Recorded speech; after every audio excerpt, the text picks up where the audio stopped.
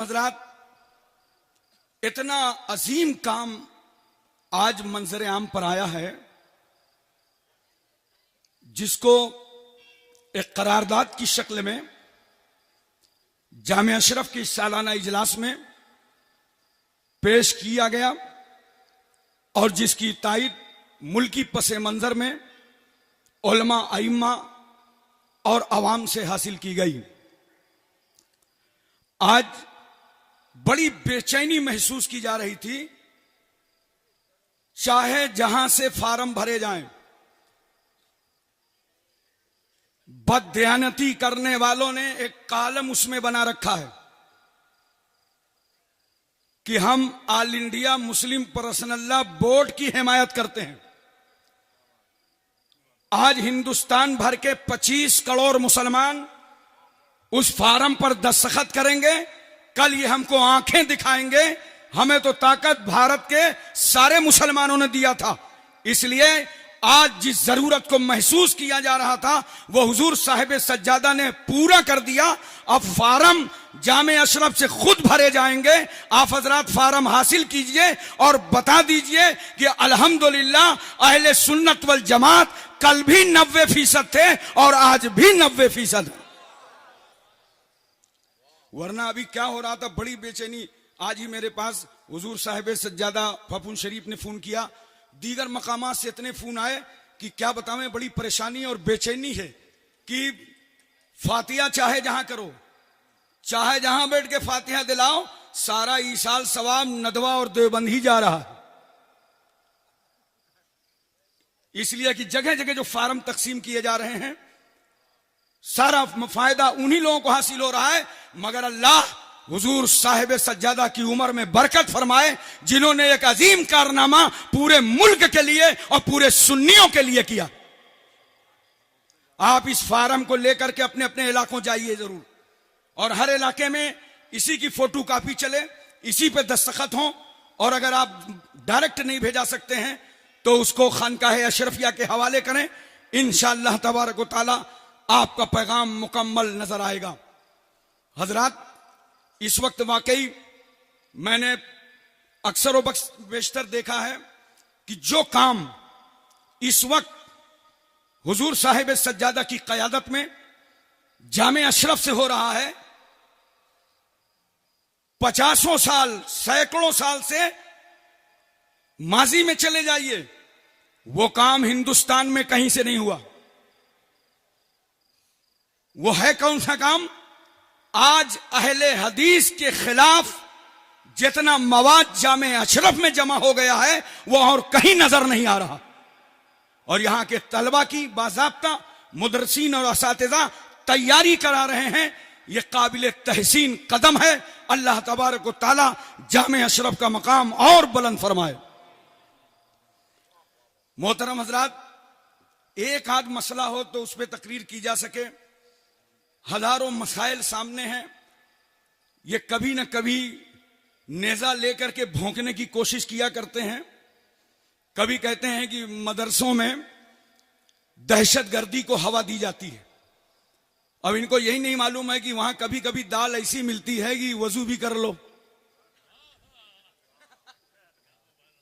और ये सीधी साधी कौम अपने हाथों में तलवार उठाएगी? नहीं। आज आपने देखा ये जामिया अशरफ ने उलमा, कुर्रा, हुफ्फाज की एक बहुत बड़ी टीम तैयार की है और इन सबों को साहिब सज्जादा रवाना कर रहे हैं कि पूरे मुल्क के कोने कोने में फैल जाओ और दहशतगर्दी का खात्मा कर दो। ये हम शांति का पैगाम लेकर के जाएंगे यहां से। मदरसों पर दहशतगर्दी का इल्जाम लगाने वालों, मदरसे ही की चटाई में बैठकर अल्लामा फजल हक खैराबादी ने अंग्रेजों के खिलाफ फतवा जिहाद सादिर फरमाया था। याद रखो, अगर ये मदरसों की कुरान हदीस की तालीम भारत में ना होती तो हिंदुस्तान आजाद ना होता। इसी कुरान हदीस की रोशनी में अल्लामा फजल हक खैराबादी ने अंग्रेजों के खिलाफ फतवा जिहाद सादिर फरमाया था। ये हर महीने ढूंढा करते हैं। कभी कहते हैं कि वो मदरसों में कौमी परचम नहीं लहराया जाता। अबे ये बकवास है। कौमी परचम लहराया जाता है मगर दिखाया नहीं जाता। हम लोग ये काम दिखा के नहीं करते हैं। कौमी परचम की हमदर्दी करने वालों, कौमी परचम की बात करने वालों, एक मुसलमान से ज्यादा तुम्हें इस परचम से हमदर्दी नहीं हो सकती। इस परचम को कहां ले जाओगे? उन्नाव से निकलोगे तो कानपुर ले आओगे, दिल्ली लेके चले जाओगे, ज्यादा से ज्यादा यूपी, एमपी, तमिलनाडु, कर्नाटक, हिमाचल, हरियाणा, पंजाब, कश्मीर, उत्तराखंड, छत्तीसगढ़, सौराष्ट्र, गुजरात, महाराष्ट्र, हिंदुस्तान ही की सरहदों में लेकर तुम कौमी परचम को घूमोगे। हमारी मोहब्बतों को चैलेंज न करो। हम मुसलमान तो इस कौमी निशान से इतनी मोहब्बत करते हैं कि हज जैसी पवित्र इबादत के लिए जब हम मक्का और मदीना जाते हैं तो कौमी निशान वहां भी ले जाते हैं। मोहतरम हजरात, कभी कुछ तरह तरह के मसाइल, कुछ नहीं तो लगा दिया कि गौ रक्षा के नाम पे काम होने लगा, सबकी पिटाई होने लगी, हालात बदल गए गौ रक्षा के नाम पर। मैंने अक्सर अपने बयानात में कहा है कि ये बहुत आसान तरीका है। अगर एक गाय की हिफाजत करना हो तो बहुत आसान तरीका है। हमें उसको बेचना बंद करो। जड़ पे बात करते नहीं हो, पत्तियों की बात करते हो। गाय बेचना बंद करो, लोग काटना बंद करें। अगर गाय माता है तो उसे बाजार क्यों ले जाता है? तुम बेचना बंद करो, लोग काटना बंद करेंगे, कोई मसला ही नहीं है। बोलो, तवज्जो कीजिए जरा सा। यहीं तक नहीं, कभी लौ जिहाद के जरिए से मुसलमानों को परेशान किया जाता है, मगर उसकी भी पोल पट्टी खुल जाती है और सामने मसला आ जाता है। कुछ नहीं मिलता तो घर वापसी का प्रोग्राम चलने लगता है। अब चलो इनको घर वापस करो। ईमानदारी से घर की वापसी करना, यह हिंदुस्तान किसी के बाप का नहीं है।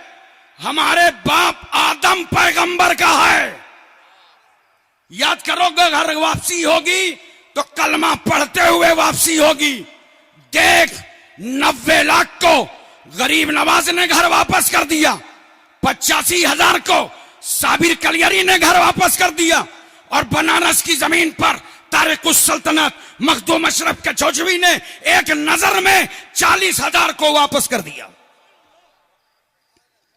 इसलिए दोस्तों, इस तरह के बहुत सारे मसाइल आते रहेंगे, मगर खुशनसीब हो कि सादाते केचौचा जिंदा हैं।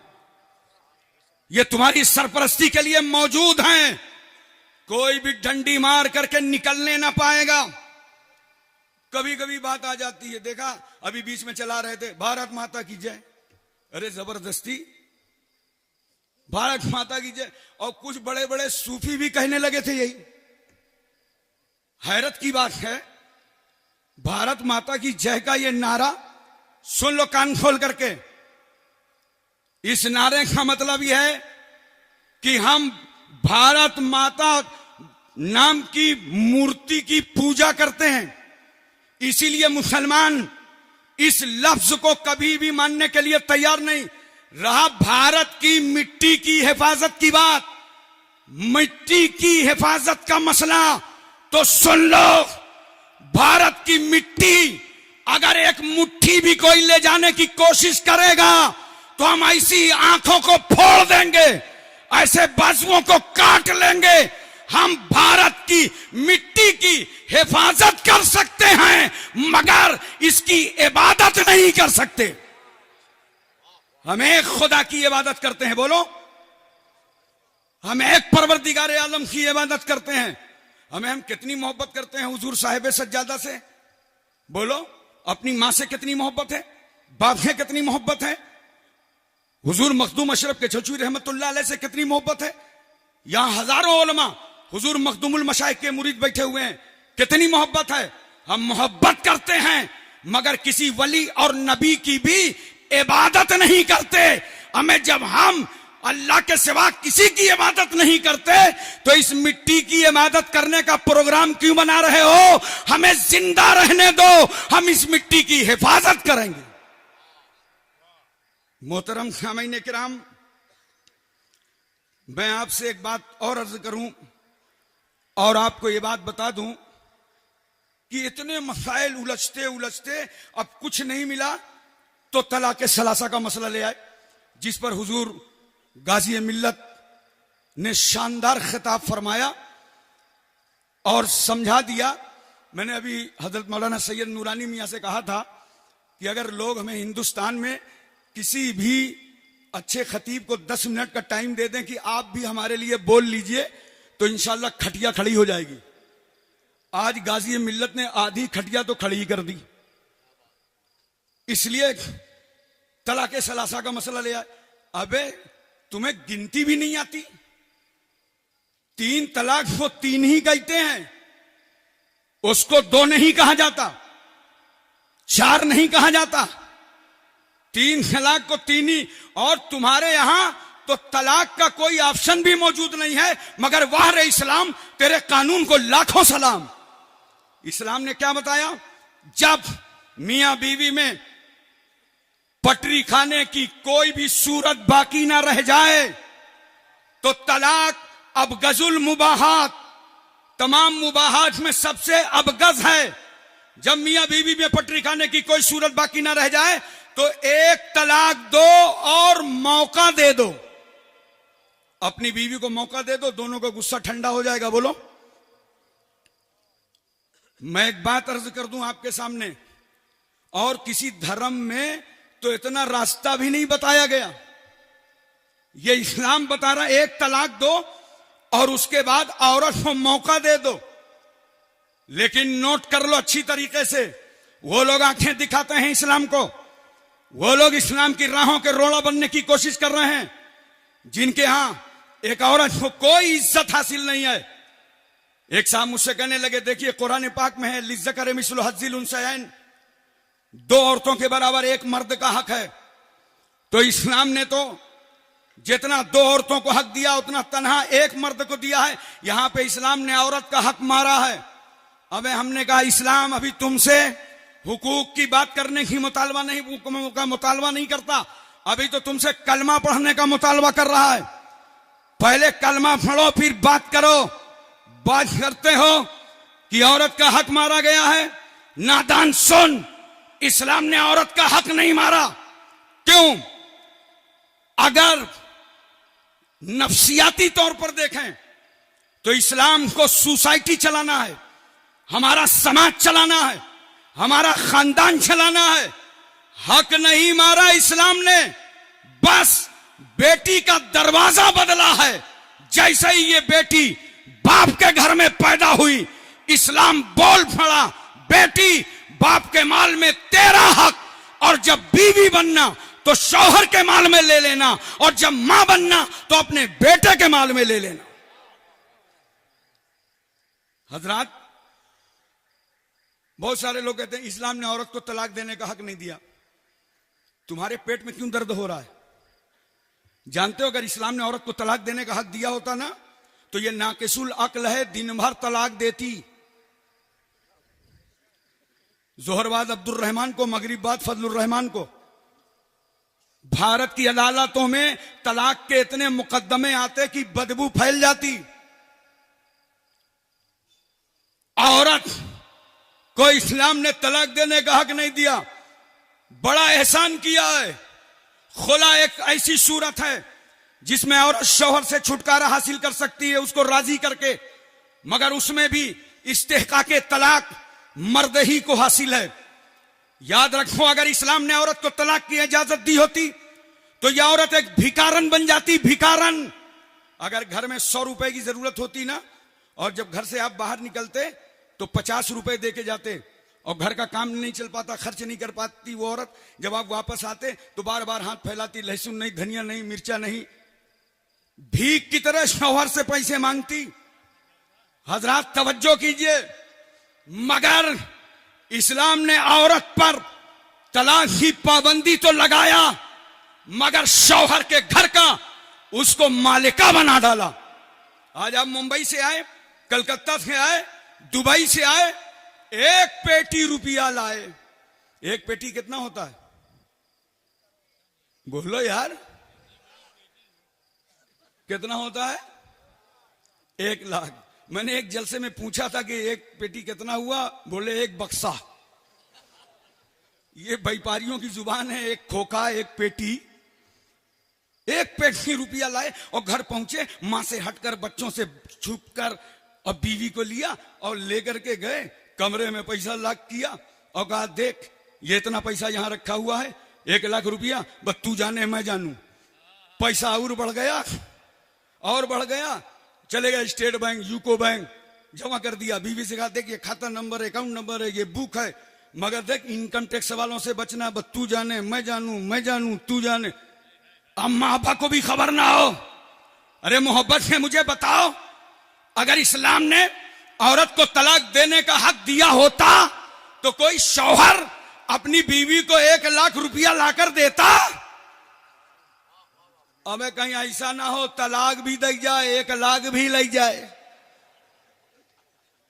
कोई शौहर बीवी के नाम खाता लिखाता, कहीं ऐसा ना हो खाता भी ले जाए, धोखा भी दे जाए, तलाक भी दे जाए।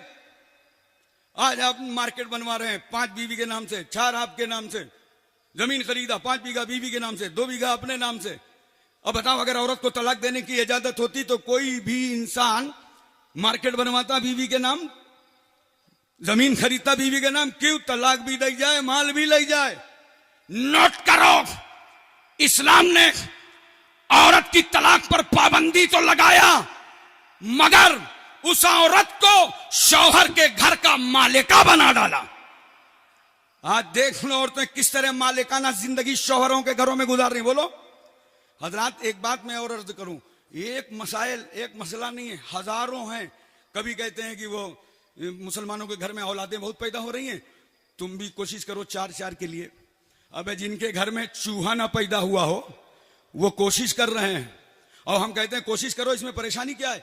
भारी तादाद में आबादी बढ़े, तुम भी भारी तादाद में रहो, हम भी भारी तादाद में रहें, ताकि पाकिस्तान हमको आंखें ना दिखा पावे, अमेरिका हमारा मुकाबला ना कर पावे, चाइना हमारी जमीन न छीन पावे। तुम्हें परेशानी क्या है? एक साहब बोले वो ऐसा हजरत, अगर आबादी बढ़ गई ना तो गरीबी ज्यादा हो जाएगी। मैंने कहा मैं ये फार्मूला मानने के लिए तैयार नहीं हूं। आज से 25 साल पहले आबादी कम गरीबी ज्यादा, बोलो, और अब आबादी ज्यादा गरीबी कम। क्यों? इसलिए कि 25 साल पहले एक कमाने वाला पूरा घर खाने वाला, और अब बाप गांव में, बेटा मुंबई, पोता दुबई। वह बड़ी मेहनत मशक्कत से कमाया, पैसे पर पैसा, पैसे पर पैसा, पैसे पर पैसा जमा किया, और जब उसको पैसा जमा करना हुआ तो जानते हो कितना वफादार है ये मजदूर मुसलमान। कमाया कहां? मुस्लिम मुल्कों में, जॉर्डन में, दुबई में, शारजा में, कुवैत में, अलकसीम में, मक्के में, मदीने में। कमाया मुस्लिम मुल्कों में, और जब इसे जमा करना हुआ ना तो जमा किया भारत की बैंकों में, भारत की बैंकों में। हमें कितना वफादार है ये मजदूर मुसलमान कि कमाया मुस्लिम मुल्कों में और जमा किया भारत की बैंकों में। और कितने बेवफा हैं हिंदुस्तान के वो नेता जिन्होंने कमाया इंडिया में और जमा किया स्विट्जरलैंड में। हमें इसी काले धन के चक्कर में तो एक हुकूमत चली गई, दूसरी आ गई, मगर काले धन की उलझन आज भी खत्म नहीं हो पाई। बोलो, आज भी नहीं हो सका। मैं एक बात और आपके सामने अर्ज कर दूं दोस्तों, किसी के थोपने ओपने से कुछ होता नहीं है। यह कानून खुदा है, कानून इलाही है, इसे दुनिया की कोई ताकत नहीं बदल सकती। देखा है गुज़श्ता मौके पर लोगों ने, जिन हुकूमतों ने बदलने की कोशिश की है वो हुकूमतें खुद बदल गई हैं, कुरान का कानून नहीं बदला। और आज भी कुरान का कानून वैसे ही मुस्कुराता नजर आ रहा है। अमेरिका ने बहुत दबा करके थोपा था, समझ रहे? क्या कहा था दुनिया के सामने कि इस्लाम ने औरत को इमामत का हक नहीं दिया है। एक औरत को तैयार किया और जरखरीद मर्द बुलाए गए और मुसलमानों से कहा एक मस्जिद दे दो, हम इस औरत की इमामत कराना चाहते हैं। तो अमेरिका के मुसलमानों ने कहा सुनो, हम रहते अमेरिका में हैं मगर कानून मदीने का चलता है, कानून मक्के का चलता है, ऐसा नहीं हो सकता कि किसी औरत की इमामत के लिए हम कोई मस्जिद दे दें। तो जानते हो मस्जिद नहीं मिली तो चर्च ढूंढा गया, वहां मिंबर बनाया गया, खुतबा देने के लिए एक औरत लाई गई, डॉक्टर आमना वदूद नामी एक औरत आई, और आने के बाद चंद जर खरीद गुलाम आए दाढ़ी और टोपी बेच करके, और वो सामने बैठ गए। औरत ने खुतबा दिया, नमाज पढ़ाया। अमेरिका ने पूरी दुनिया के सामने प्रेस कॉन्फ्रेंस करके बताया, कहा देखो जो औरत को हक इमामत का इस्लाम ने नहीं दिया था वो अमेरिका ने दे दिया। अब एक बात बताओ, दुनिया की सारी औरतों को तो खुश आ जाना चाहिए ना, खुश होना चाहिए कि नहीं होना चाहिए? हमें खासकर मौलवियों और इमामों की औरतों को तो बहुत खुश हो जाना चाहिए कि अब कोई मस्जिद हाथ से नहीं जाएगी, चले जाएंगे तो पढ़ा लेंगे। लेकिन किसी औरत की हिमायत की, असरा नोमानी नाम करके एक औरत थी जिसने हिमायत किया था, मगर उस औरत के बारे में इतना ही जानता हूं कि वो शादी से पहले एक बच्चे की मां है, जिसका कैरेक्टर इतना गंदा हो सकता है वो कुछ भी कर सकती है। हजरात, किसी दुनिया की औरत ने अमेरिका का शुक्रिया भी नहीं अदा किया। याद रखो, एक बात यहां पर सुन लो, औरत को जो रोका गया है कि ये इमामत ना करे, इमामत की 6 शर्तें बयान की गई हैं। वहां जरूरी है एक शर्त, इमाम का मुजक्कर होना जरूरी है, इसलिए औरत का हक के इमामत नहीं है। मैं एक बात और अर्ज कर दूं, लाओ सिखों के यहां पूरे धर्म को चलाने के लिए 4 आदमियों की एक कमेटी होती है, कोई औरत नहीं रखी जाती।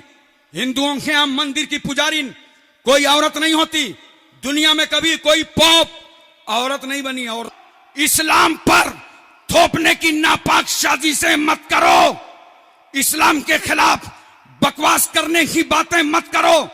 औरत को हक के इमामत नहीं है, सिर्फ औरत को कमजोर समझ करके यह फैसला नहीं लिया गया, उसे जलील करने के लिए फैसला नहीं लिया गया। वरना मैं आपसे पूछता हूं, आप घर आते हैं, अजान होती है, नमाज पढ़ने के लिए निकलते हैं, तो कभी बीवी से कहते हैं चलो दोनों आदमी चले नमाज पढ़ जाओ? बोलो, अबे साथ में बीवी को लेके मस्जिद नमाज पढ़ने नहीं जाते और दूसरे की बीवी के पैसे कैसे नमाज पढ़ोगे? और एक बात और सुन लीजिए, बड़े प्यार और मोहब्बत के साथ, औरत के अंदर भूलने का मादा ज्यादा होता है, यह नाकिसुल अक्ल है। अगर एक टाइम इमामत में खड़ी कर दी जाए तो इतना भूलेगी कि ऐशा तक सजदा सौ ही करवाती रहेगी।